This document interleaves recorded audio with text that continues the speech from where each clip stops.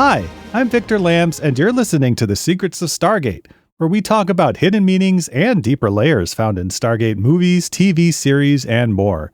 Joining me today are Lisa Jones. Hi, Lisa. Hey, Victor. Looks like you found yourself off world there a little bit.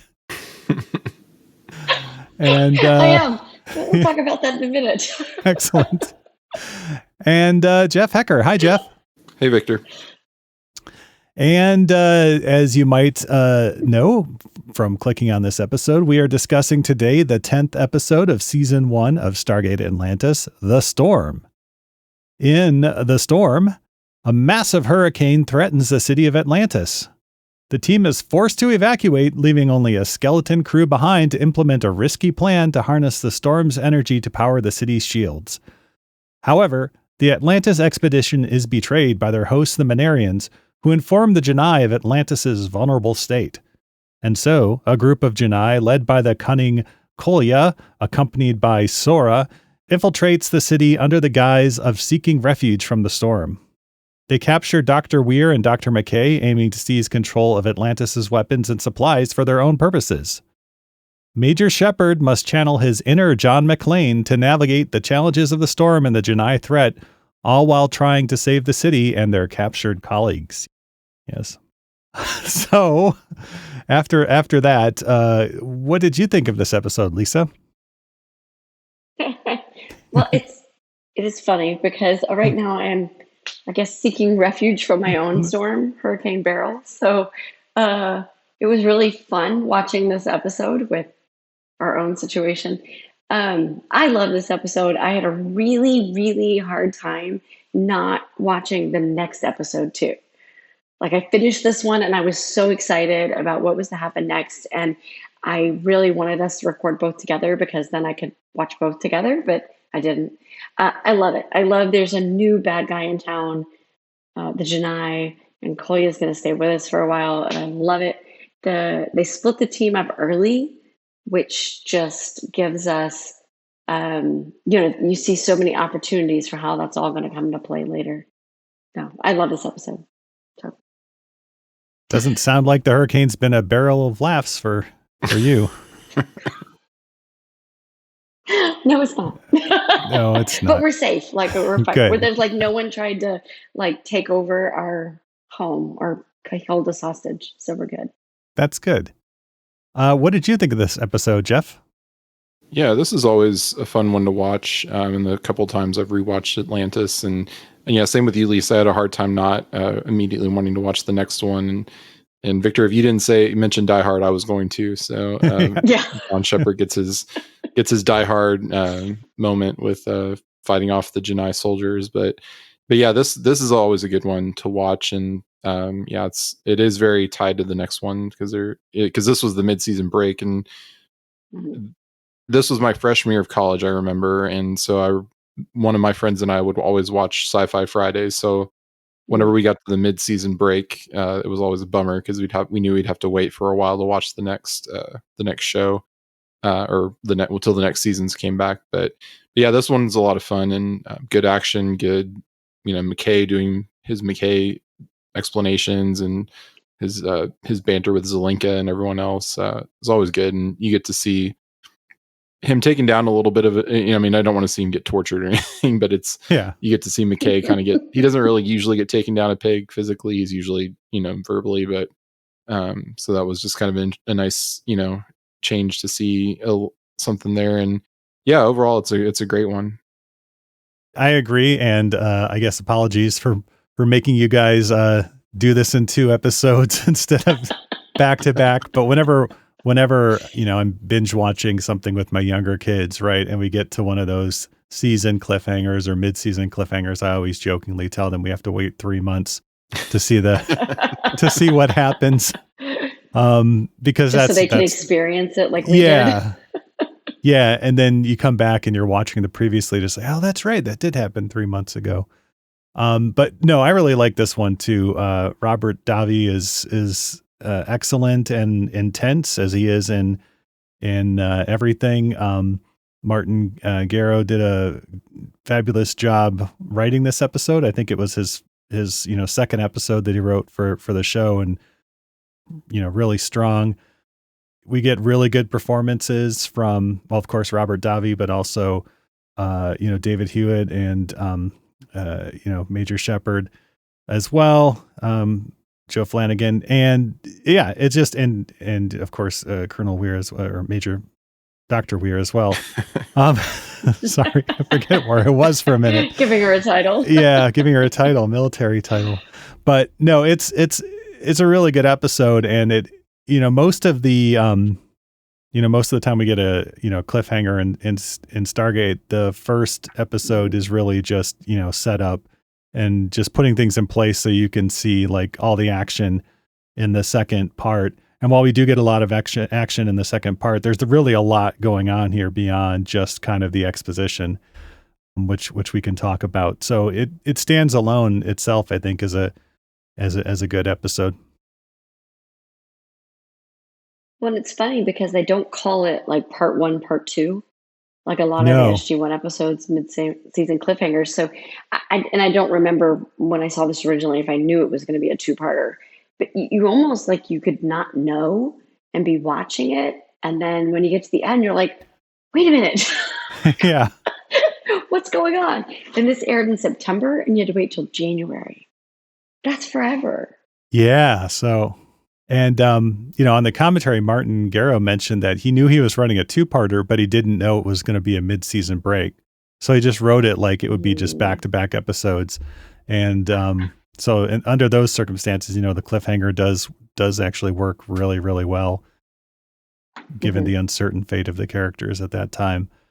But before we get there, the episode starts with Major Sheppard and Taylor flying out to the mainland to visit the Athosians and see how their crops are doing. And I guess eventually, Dr.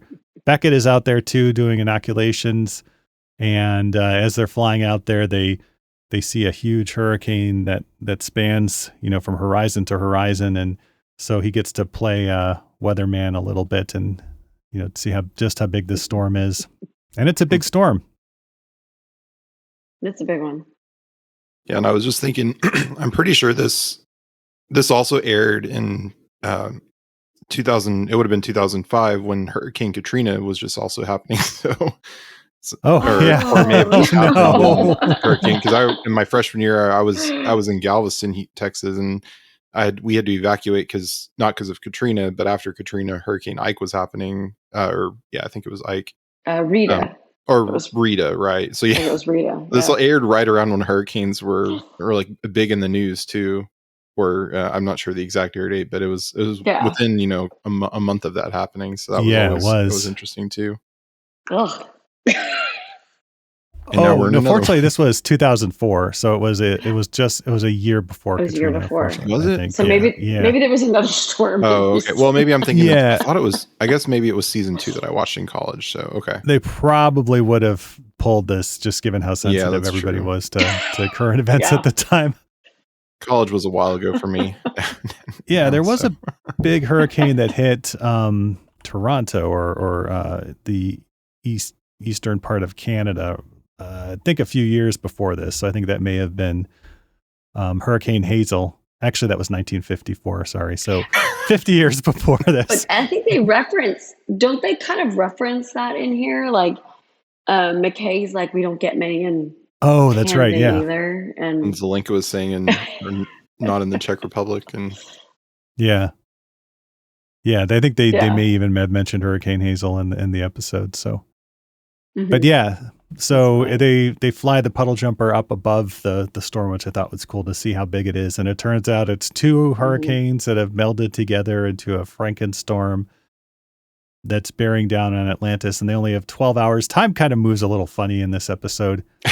They only have, I think, 12 or 16 hours before the storm hits, but that's enough time to go visit the Manarians, who this really confused me when I first watched this. And then when I watched this again, I was like, why are they visiting the Janai? The Janai hate them because the Manarians have basically the same, furnishings. Even the candle holders they mentioned on the commentary are the same candle holders that the Janai had.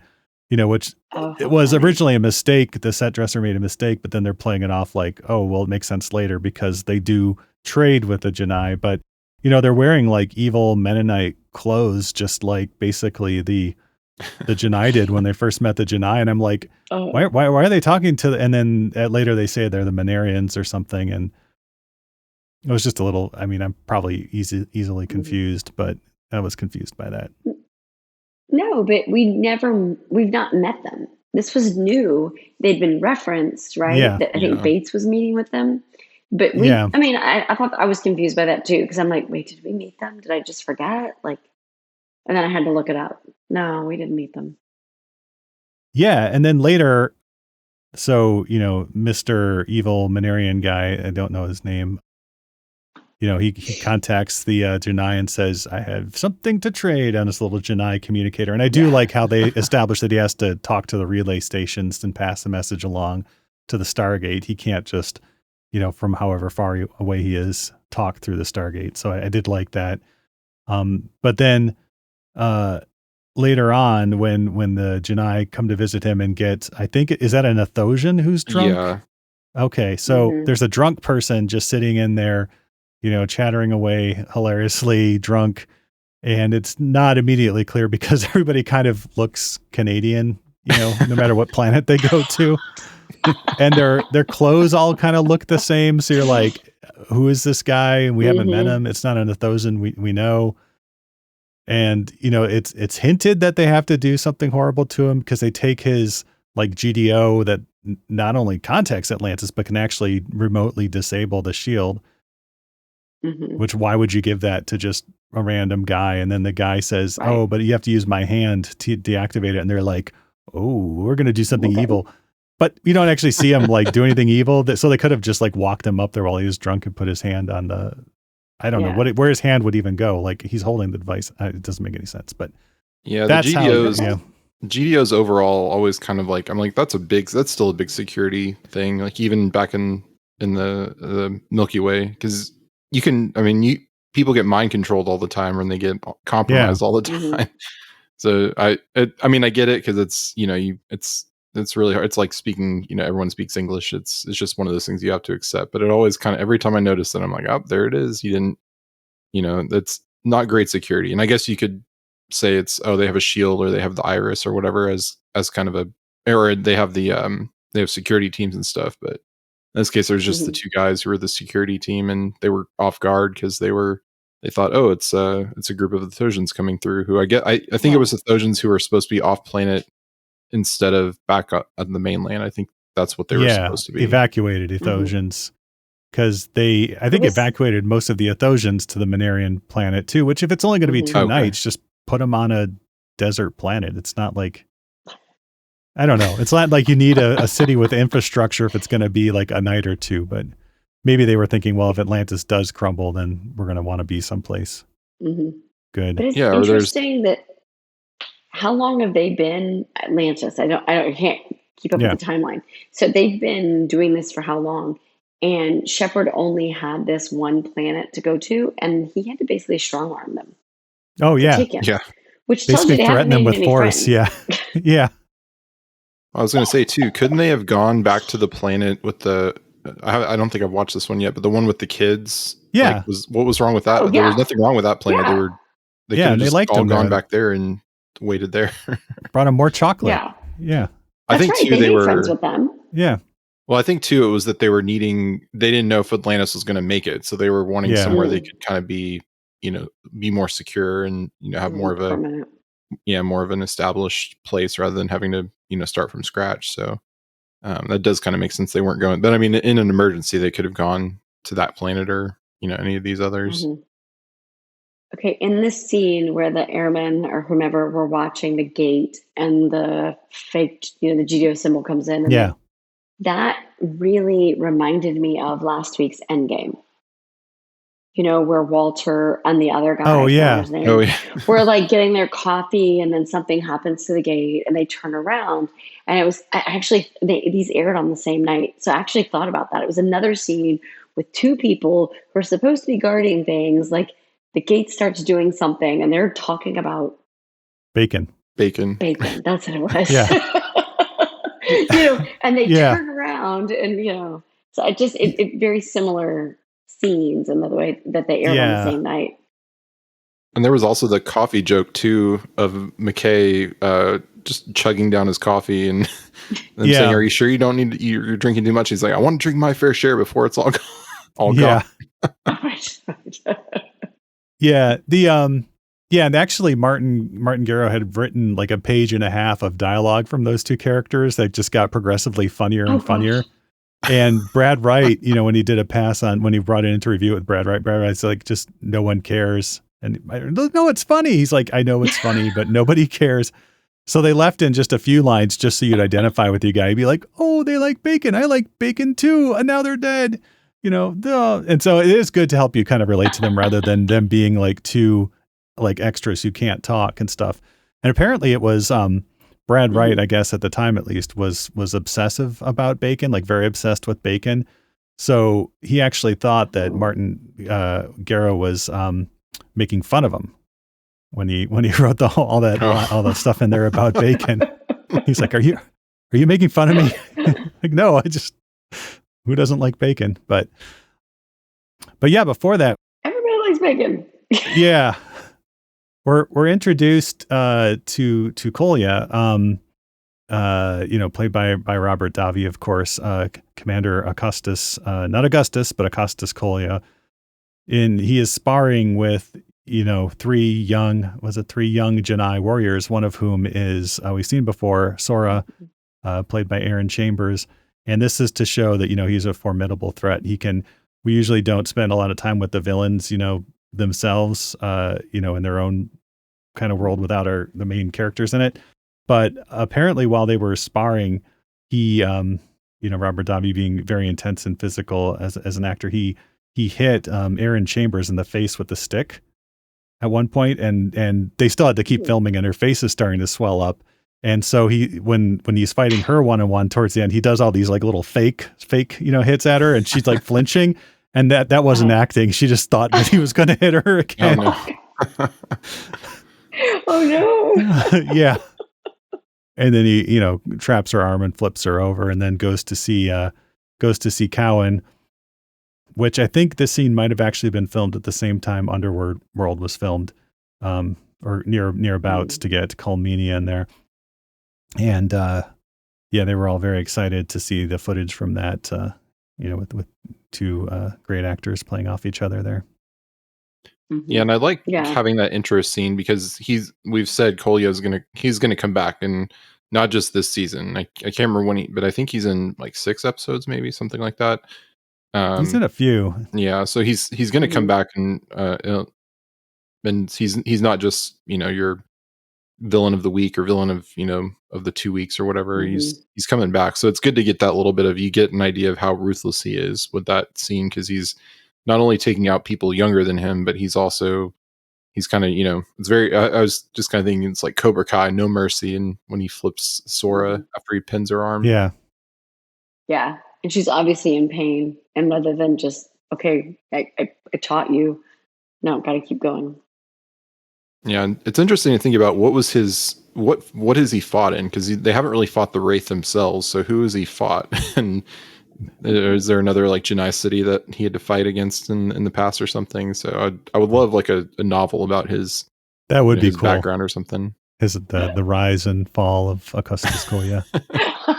Yeah, that's the Stargate spinoff they need to make. Yeah, there you go. Yeah, and we'll talk about the other great things here, but yeah, apparently, if you follow Robert Davi at all these days on Twitter, X, or elsewhere, you know that he is very politically active, and that most Canadians, especially Canadians in the entertainment industry, would be on the kind of opposite end of the political spectrum. And so apparently at one point, David Hewitt ran up to the director after he had been in his, in the makeup trailer saying, I'm sorry. And he had accidentally got Robert Davi talking about politics in the hair and makeup trailer. And so so Robert Davi comes out just like talking to everybody about politics and stuff. Oh, but no. Yeah, they enjoyed working with them, very much. They said very intense, very willing to get kind of into your physical space, which, usually you don't have someone that, intense, and they don't allow for that sort of thing in Stargate. It's all very much, I stand over here, and we say our lines and stuff. But yeah, that first scene when they come through the Stargate and he jumps off the stretcher and pulls out his guns and shoots the bacon guards. Like I remember being like very upset at that, because it was just like, he just shot like the comic relief, bacon guards. And I remember watching this and I was like, I hate that guy. That guy has to go down, when I was watching this. And then of course what he does to McKay later kind of pokes him a little bit in his arm with a knife. Well, and you see Sora too. He was bleeding. Yeah. You see Sora too fighting. They were saying, don't kill him. Or, I thought we weren't going to kill anybody. She thought it was going to kind of be a bloodless coup kind of a thing. But it turns out it's not bloodless, because lots of people die. Yeah. Yes, they do. They use his intensity all the way through the episode. There's never a moment that you think, oh, he's bluffing, or he's not going to go through with it. So I think that early fighting scene really paid off, because it set the tone. Like he's serious, and he's going to threaten people, and he might just kill Weir, At the end, I was like, wait, does he like shoot Weir and she survives somehow? I know. That's like everything I could do not to hit play on the next episode. Yeah, I was like, I know Weir's not dead and stuff. But we've talked about it's very Die Hard, and because it's almost beat for beat in that scene of, because Sheppard is trying to negotiate with her, trying to say, you can't do anything to me or whatever, and Kolya's like, oh yeah, I can shoot McKay or Weir, and Sheppard's like, oh, okay. He's he knows he has that leverage over him. Yeah. And McKay gets to be clever too. To pass along the information about, where the Janai guards are going to go and what they're going to get after they've taken, his ear radio, so he can't just talk to Sheppard. He kind of leans on the intercom button on the console there, and then says, you got so you need the C4, the medical supplies, and the Wraith communicator device, and then plays it off like he was just leaning. And of course, at that point, Kolya knows that McKay is well, he already knew that McKay is very smart, but he knows that he's smarter than normal, and kind of asks them later on, like, why are you still here? You're one of the smartest people in the expedition, and why are you hanging around here? And that's when he finds out about the planet. McKay's response was, yes, you think so. Is spot on, right? He's like, aren't you too important to be here? And he's like, yes. You'd think so, right? He's on the main cast. That's why he's there. Yeah. This would be a mission like Kavanaugh or something. Make Kavanaugh stay behind. Yeah. Just Kavanaugh, you push the button. Yeah. He could have been the annoying yuppie guy from Die Hard who tries to negotiate with the terrorists.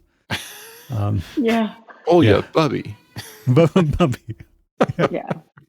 Yeah, exactly. Yeah. But yeah, and so that's one of the threats. But the other threat, of course, is the storm. And it comes down to McKay and Zelenka and originally, I think they just had kind of McKay figuring it out on his own, but then Martin Garros asked Brad Wright, can I put Zelenka in this episode and have them play off each other? And it's so good that they did, because I think this really cements kind of their relationship and their rapport together. Well, it's better than just watching McKay spout information. Yeah. Right? I mean, watching the two of them bounce off each other is so entertaining. They have such a chemistry, and the way that they go back and forth, it's worth it. If they'd just been McKay standing there telling them, I don't know. Yeah. No, not too exciting. Yeah, McKay is better when he's kind of the jerk guy, and then you have someone kind of playing the straight man to kind of reel him in, like you do with Sam, and when he showed up in SG1 the first time, and or when, as we'll see again in I can't remember if it's this season or in a couple seasons, when he has that episode where he's alone somewhere, but something happens that he's not alone. So yeah, it's always better when, and I always love Zelenka, when we see him get to just kind of be over Rodney's gruffness, and like, Rodney, he's trying to interrupt him, and yeah. Or when Zelenka's trying to explain his part of the plan and Rodney just interrupts him and just takes the words away from him. Yeah. But Zelenka pushes back on him when it's just the two of them. And I like that. He doesn't just let Rodney run over him. Yeah. So I really like those scenes where they get to explain, and it's funny. Yeah. Well, we haven't talked about the main cast of characters stuck on the mainland.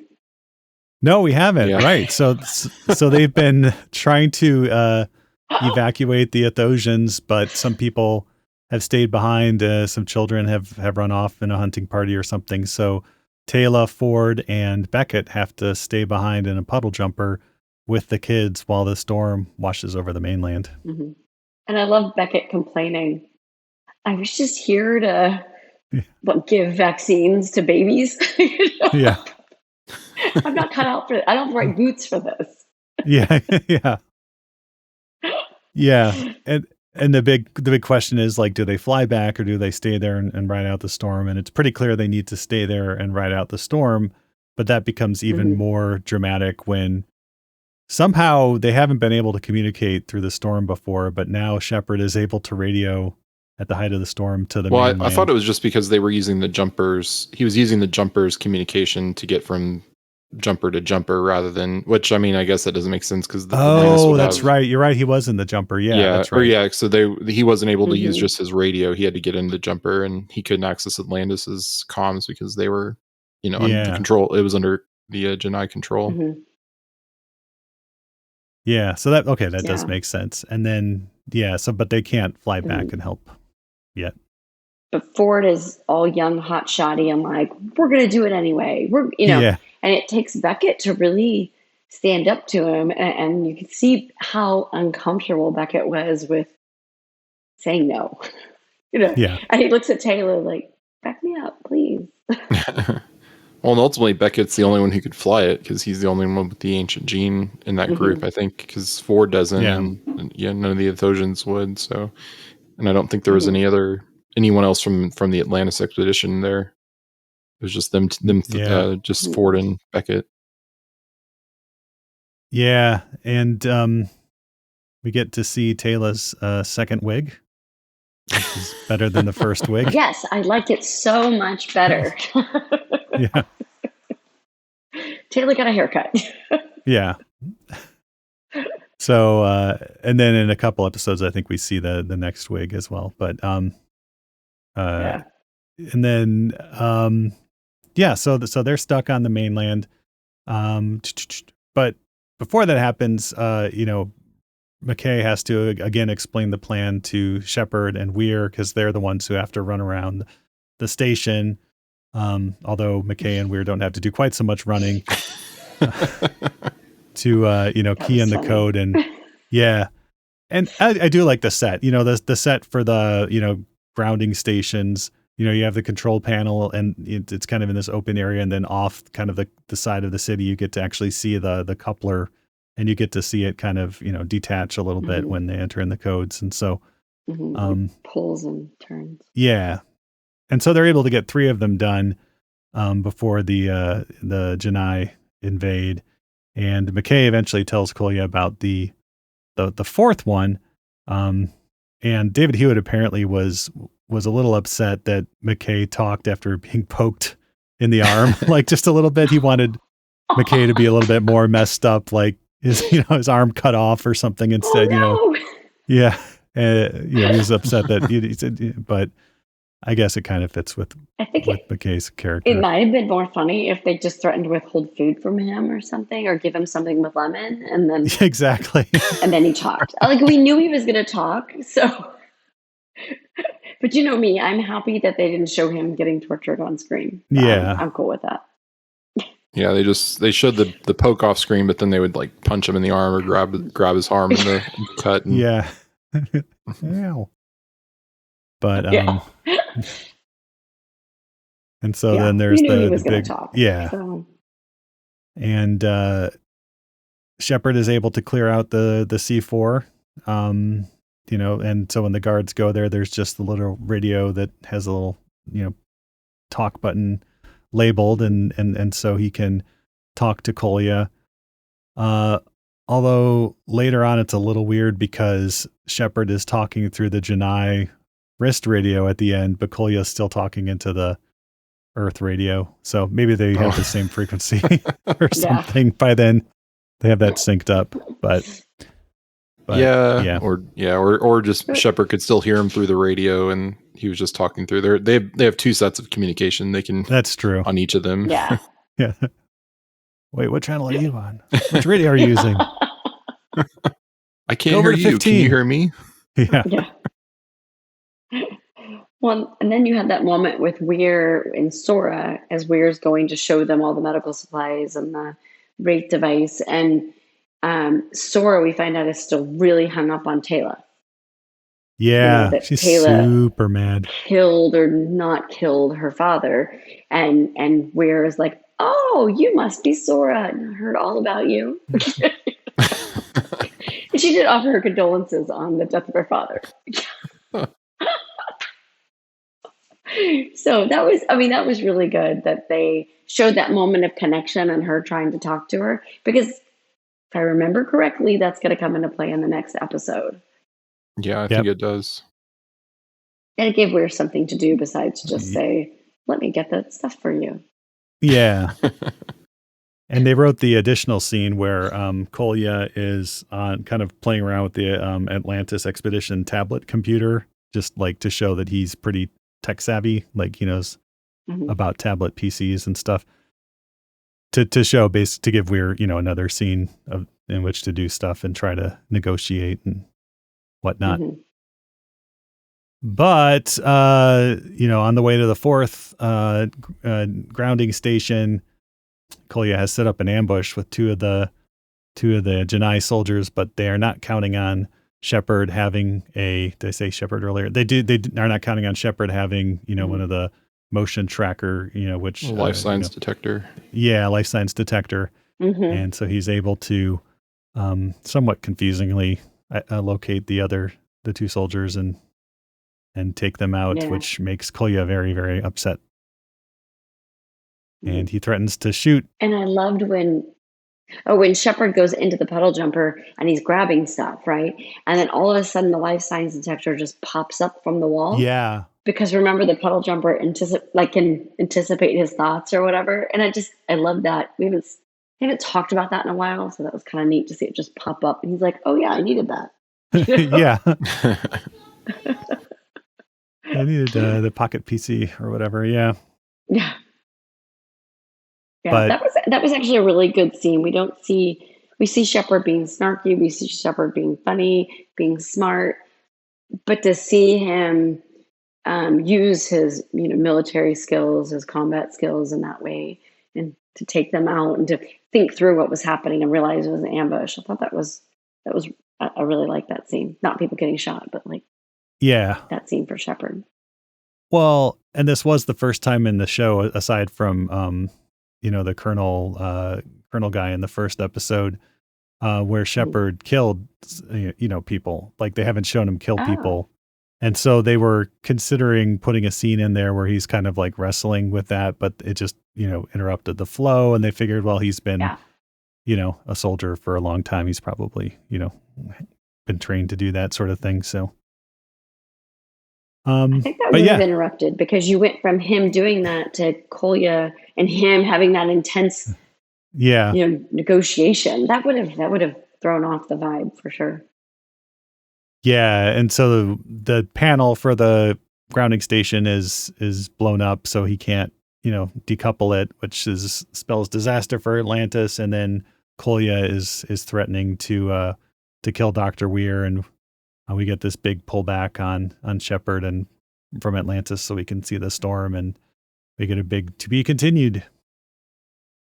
Yeah, and he also was mentioned the self-destruct, and he said, I'm going to arm the self-destruct, and Kolya very smartly says, "You need 2 to do that. Come on." Exactly. And everyone's looking at McKay like, seriously, dude. Like, what? Yeah. What did you not tell them? Yeah.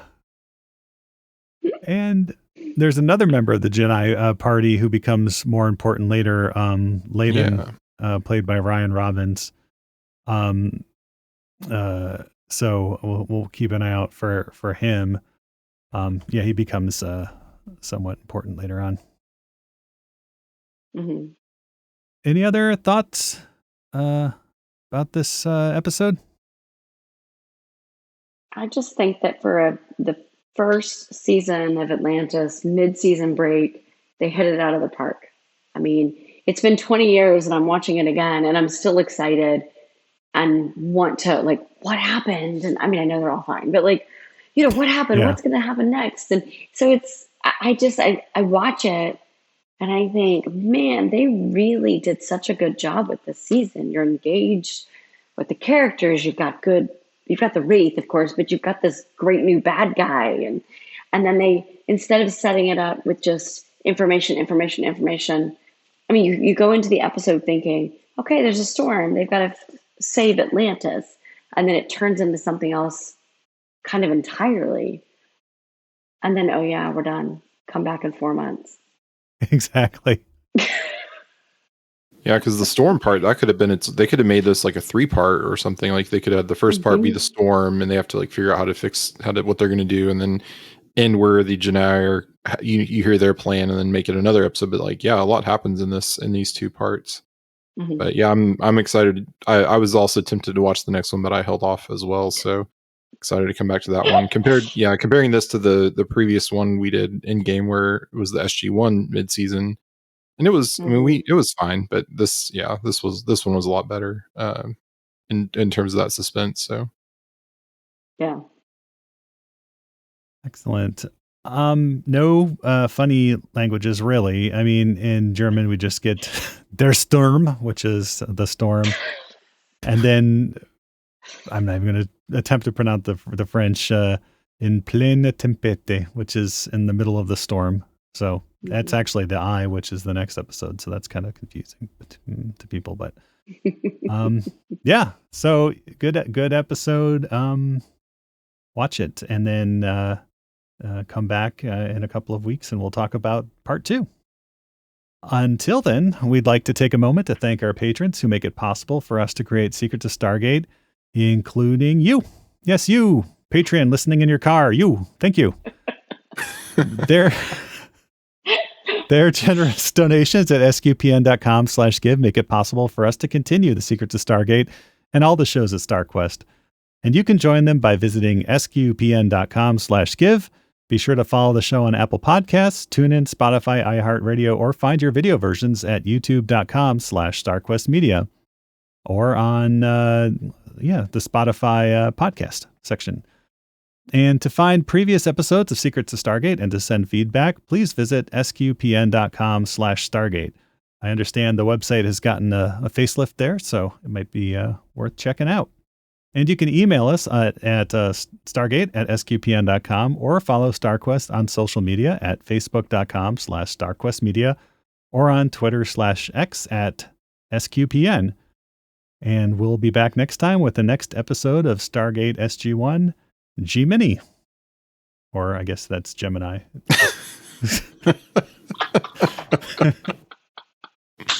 It's written. Until then, Lisa Jones, thank you for joining us and sharing the secrets of Stargate. Thanks, Victor. And thank you, Jeff. Thanks, Victor. And once again, I'm Victor Lambs. Thank you for listening to the Secrets of Stargate on StarQuest. And remember, you're right.